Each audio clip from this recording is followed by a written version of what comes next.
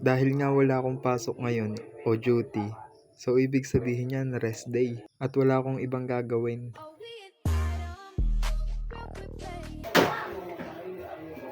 Aray ko, kailangan ko palang maglaba. Ay nako, talagang nakapaglabog pa sa sariling labahin. Kung kailan nga nakapaglaba, lumakas naman ang ulan.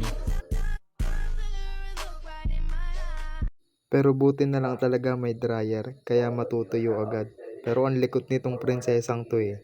Imbis na matapos na ang likot.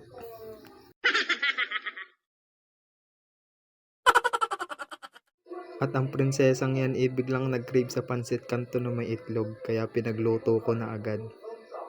Yum! Siyempre, pagkaluto, hindi kakain na. So yan, paano hanggang dito na lang muna. Thank you sa panonood ng aking konting kalokohan.